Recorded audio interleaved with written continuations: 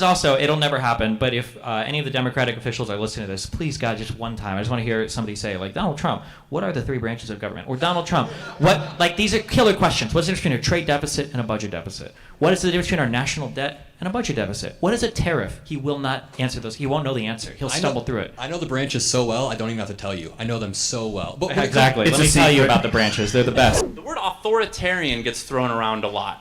Is this a buzzword? Is there something to it? If so, who's guilty and why?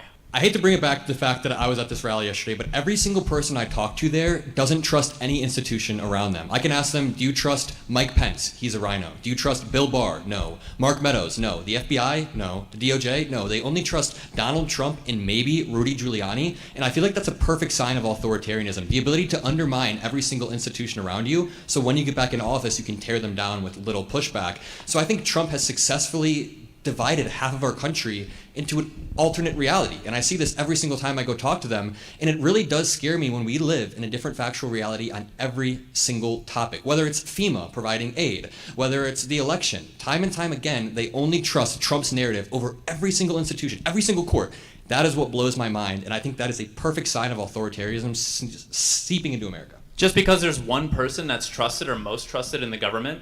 Or do you think it has more to do with the fact that he's head of state, or... I think it has to do with the fact that he's successfully sown so much distrust in every institution around him, and he is able to be the ultimate authority on every single thing, on every topic. I mean, if he tweets something out about FEMA, half of the country will believe that, blindlessly.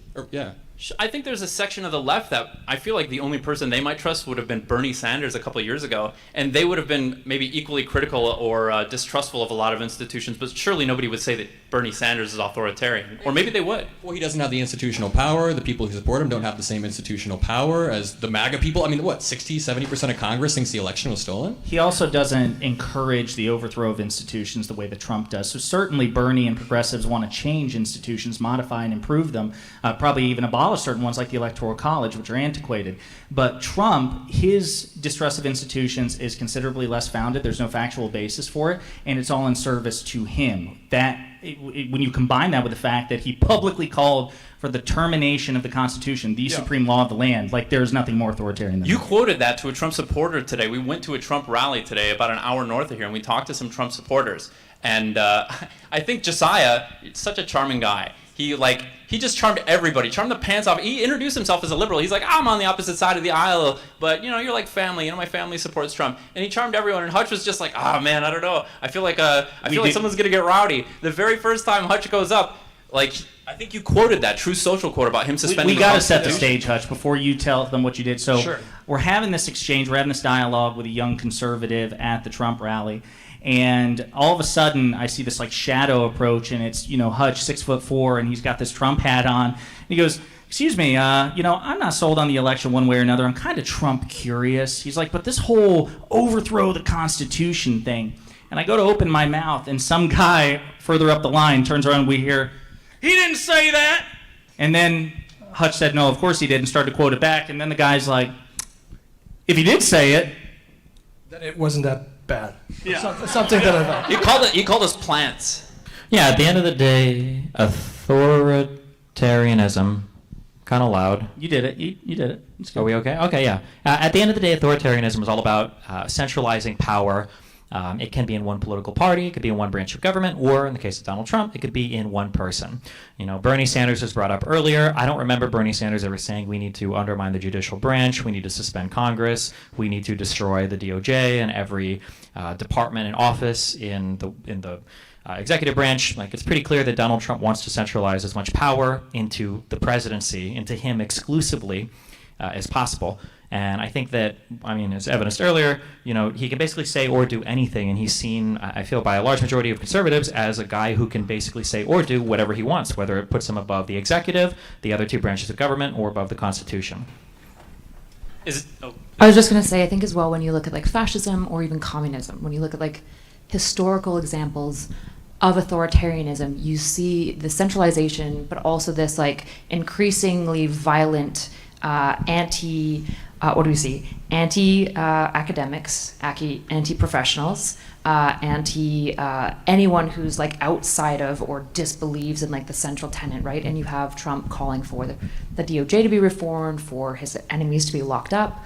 I feel like you're increasingly seeing rhetoric that you've historically seen used on the rise towards fascism or towards communism. Authoritarianism sucks because just look at the countries that it produces. Like the United States has been the leader of the free world for at least the past 80 years, and I don't think that it's a coincidence that it happens to be that we organize ourselves under democratic principles, that we're capable of making great social change, incorporating lots of different types of people and ideas into our economy, into our society, that we're able to mobilize a ton of different factions of society in ways that other countries can't. Like all of this can only happen in a democratic regime, in a democratic form of government, where you can look at how people vote, you can track changes in government, you can track public opinion. You know, if somebody were to say, what does America feel about the war in Ukraine? What does America feel about Israel? What does America feel about whatever? You can look at our elections, you can look at our primaries, and you can tell. If I were to ask you, what does the average Russian citizen think about something? That's a whole project to figure out. What does the average Chinese citizen think about a thing? That's very difficult to figure out, because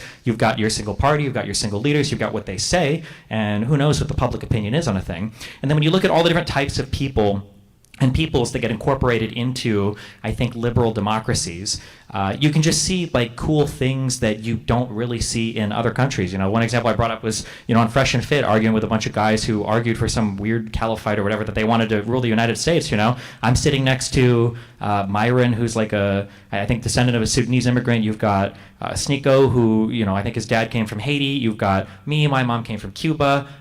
You've got Fresh. I don't know where his parents come from. Fresh is a guy. But like it's like the fact that we're all doing this podcast here in like a high rise in like Miami, it's such a cool, unique American thing, and a uniquely American thing. And I think that the conditions for these things to be created for foreigners to come into this country and to explore society or capitalism or business in the way that they want, I just think that's really uniquely American. I think it was JJ, or it might have been somebody else that gave me this quote, but one of the cool things about America, and I really believe this, despite all of our flaws, I think America allows you to be the best version of yourself better than any other country would allow. That's what I was going to say, all of that. Did you like that quote, Stephen? Did it come from you? Yeah, I was going to say if you liked it, it came from me, but no, I think it came from JJ. Okay. I just wanted to say that was an excellent answer, Adam. Thank you very much for that contribution. No problem. Actually, there's a really good writer, Hannah Arendt. She talks a lot about this. For those who are not aware, she fled the Holocaust, a philosopher and writer. She talks a lot about how like a system structure that diversifies power into the people necessarily relies on some level of respect for like power to trickle back up, because every single voter is conferring power to the delegate, and it's a system that basically, no matter what, your politicians have to be kind of slimy pieces of shit because they have to somewhat audience capture to grab their voters. That's the point of the politician. But they're doing that because they're trying to represent the people, whereas an authoritarian regime, she says, fundamentally always has to fall back on terror and oppression to maintain its structure, which is not good. We're in strange times. If you open Twitter at any point and you just start scrolling, if you were not initiated, if you did not already come to Twitter with some sort of like philosophical grounding or worldview whatsoever, you just wouldn't know what to think. It's just such a random hodgepodge of narratives delivered so strongly and in many cases convincingly if you're not aware of how to get the underlying facts. What happened? How did we get here? What's the earliest sign you remember of this trend taking shape, and how did it progress to this point? I think Fox News is a major contributor to this. I think that it was, prior to the advent of social media, Fox News really pioneered this sort of like hermetically sealed information bubble, and they've monetized it to an extraordinary extent. Even now, they're still by far the most successful mainstream media network. And another thing you all should remember is that when Fox tries to position itself as the alternative, they are the mainstream. They are bigger than CNN. They are bigger than MSNBC. And so then you get these, alternate media spaces and influencers in that space. They take that Fox formula and run with it, and they're assisted by algorithms and everything. And I think that's where we are. I think it's a consequence, really, of multiple things, but I think Fox News is probably the single greatest one. Right. I think alternative media it plays a very valuable role in today's discourse, but and legacy media gets a lot of flack. The problem with alternative media as it currently is that there are not only, it lacks layers of accountability that legacy media has. So in legacy media, if you're a journalist and you get some story wrong, you can suffer reputational damage, you can lose your job, these sorts of things. This does not exist for Tim Pool. This does not exist for Steven Crowder. There are incentives for them to lie. And I think that's a huge reason why people are confused. They're actively obfuscating and they're getting financially rewarded to an insane degree. Tim Pool was being paid, reportedly, $5 million a year from Russians to lie to people. So, I don't know how you solve for that. That's an interesting conversation in itself. Million with an M, correct? 5 million? Million, yes. Tim, if you're watching, we want to know if you're going to give the money back.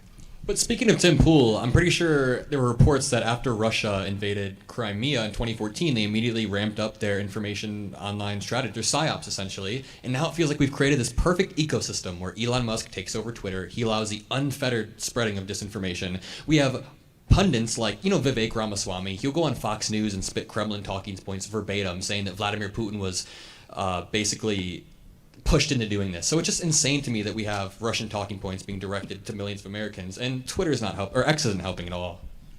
That's one perspective. The other perspective about Elon Musk allows mis and disinformation. I think many people hold the perspective that Elon Musk is not being the arbiter of what is the truth and what is mis and disinformation. If it's all allowed, then he's not the one in charge of deciding what is or is not truth. Do you think there's any merit to that? There is absolutely no thing that you participate in life where you're trying to sort noise from accurate signal where more signal or more noise is helpful.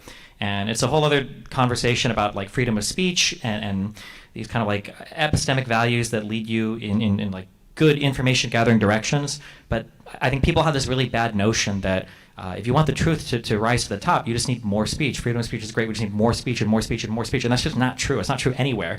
And the noise and the mess of what exists right now on the internet, especially in places like X, where people can lie with impunity, including the owner, who is now shamelessly in full support of Donald Trump, who probably lies more than any politician person I've ever seen in my entire life. And this is in the same universe where Santos exists.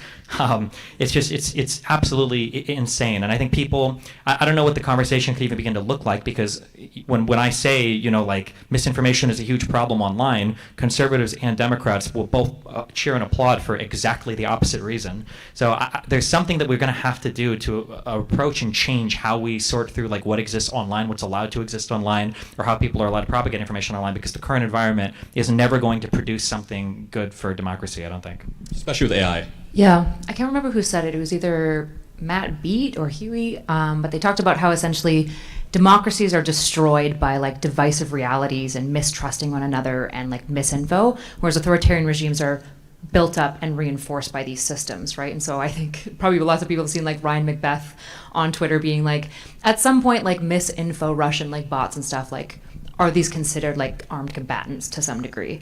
Because it's so destructive for a democracy to create a reality where you can't trust your neighbor and you don't even live in the same world, where Democrats are now like creating hurricanes to hit Georgia and stuff. Like how do you even begin to wrestle with ideas in a democratic way? Well, I was asking the Trump supporters yesterday, I have a bunch of clips of this. I go, would you rather vote for Kamala Harris or Vladimir Putin? A lot of them said Putin. I said the same thing with Kim Jong-un. Kim Jong-un or Kamala Harris. A lot of them said, I'd stay home. I said, what if you're the tie-breaking vote? They said, I can't vote for Kamala. How much do you think Vladimir Putin is salivating when he sees that he waged an invisible war, essentially, without wasting any money on ground troops, and he has tricked half of our population with the help of Donald Trump into thinking all of this, that Vladimir Putin would be a better leader than Kamala Harris? I mean, what was the quote? Wasn't there a quote leak recently where Donald Trump was looking at Kim and he said, like, when he rises or when he does whatever, his people clap. I want my people to do that. Well, yeah. Well, like when he was president, he talked to the Joint Chiefs of Staff and DOD officials. He's like, what about military parades, which is stuff that they do in communist countries? It's absolutely insane. But on that, kind of piggybacking off what Adam just said, this is why, for those of you who've like heard me occasionally in Steve and Stream ask the question, and it is Socratic. It's like, if we experienced, God forbid, some sort of like terrorist event on a Democrat's watch, would Republicans rally around a Democratic president? If you recall, those of you who were around during 9/11, the expectation was if you're a Democrat, you shut the bleep up and you just rally behind the Republican. No, it doesn't matter what the policy differences are. That was the expectation. I am convinced, as I imagine many of you are, that in a counterfactual where it happens under a Democrat, you would not get that support from Republican, not just Republican voters, but Republican politicians. They would use it as an opportunity to undermine the Democratic president, and that's an asymmetry that we have to really push back on. I guess the solutions that have been proposed are we can have private consequences. So if somebody gets community noted too many times, they get demonetized. Do we see the obvious problem with that? The issue is we have all these accounts that are dishonest. Well, let's use social media to hold those accounts to be honest, and then you're relying on the same people consuming the dishonest information to hold those accounts to be honest. Obviously, it doesn't work. One thing that I've become more and more aware of is the inability to exist in an environment where the standards are different on both sides, and that has to change. It can't be the case that, like Hutch, I kind of want to agree that you have to be equipped with all these facts to go and fight with these people, but the reality is that's a losing battle. If Tim Pool can operate in an environment where he has absolutely zero accountability, you're never going to be able to defeat a demon like that, right? This guy can lie about 50 million things. You can correct him on every single thing, and if you get one thing wrong, this is the thing that they hammer you on over and over again. I don't know if the solution is there, but the accountability has to be brought back. Even in the political world, outside of the internet place, you can look at the FEMA response. You can look at how Republicans are playing games with this, of accusing Democrats of doing things that Republicans have done that Democrats haven't done. It's insane that Donald Trump has played games with federal aid in response to disasters in California multiple times, and he's talked about being on stage and continuing to play games with it. And the fact that you've got Republican governors saying, "Hey, did Biden do anything to help you?" And yeah, he called me yesterday. Yeah, we've already had these conversations. Yes, the federal institutions are mobilizing as much as they can. But where's the penalty for that, right?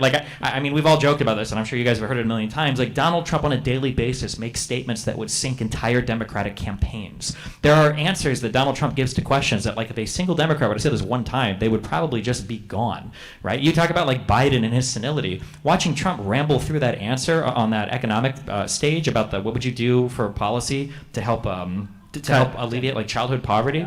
My God, what an unbelievable ramble. It put Biden to shame. I felt like Biden was a young 35-year-old whippersnapper after listening to Trump stumble his way through that answer. Yeah, Biden was watching that at home going, I could have nailed that. That was, I could have nailed it. The concepts of a plan answer was worse than any answer that Biden, almost worse than any answer that the Biden. concept of a plan. My God, are you and then also I like that he's got a trick code. He's behind stage, sweating. He's fuck, I don't know any of these countries. I don't know what the fuck, any of the history. What the fuck am I going to do? And they're tell him you can't reveal the plan because it's a secret. And he's done that he did it on Alexis show. He did that in debates. He's okay, well, I can't say it because I can't reveal my plan. It's a secret. He did that in 2016. People were pressing him on what his plan to defeat ISIS was. He says, it's a secret. I can't tell you. It's gonna give us a tactical disadvantage if I tell you in advance. And then he gets elected. He comes into office, and his plan was, I'm going to give the generals a month to come up with a plan. I'm not kidding. You can Google this. This is what he did. And this is just par for the course for Trump. It's just a completely set of different expectations for Republicans and Democrats. Yeah, speaking of that, Donald Trump doesn't have any plans. When you ask him about healthcare, he has concepts. You ask him about Ukraine, he says, we'll see what happens. You ask him about abortion, he has a new answer every single day. Meanwhile, Republicans are always saying Kamala Harris needs to come out with her plans. She had 30 days and she came out with multiple thorough plans. So it just blows my mind about that double standard. You can read on Trump's site where they released a policy. I was scrolling through some of the pages for housing. They're our plan is to make more houses and slash interest rates to make housing more affordable. How the fuck are you going to do that? You're going to cut interest rates as the president? What the fuck does this even mean? It's the dumbest shit you've ever seen. This is a Reddit post. It's so horrible how it's laid out. We shouldn't tariff John Deere 200%? Is that what you're telling me? Do what? Tariff John Deere 200%? That's not a good idea? Yeah, Jesus, it's so stupid.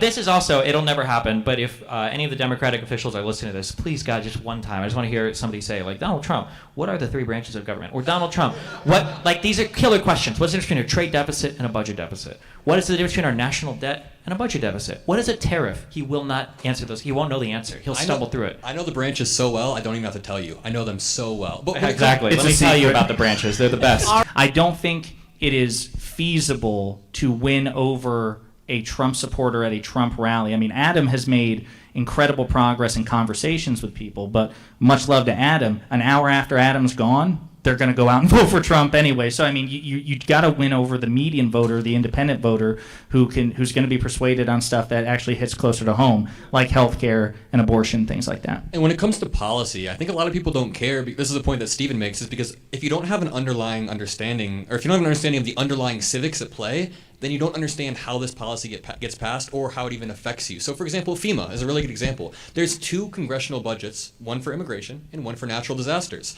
Trump supporters don't even understand what Congress is, so how are you going to expect them to understand how this works? They don't understand what an elector is. How would they understand the fake elector scheme, et cetera, et cetera? Yeah.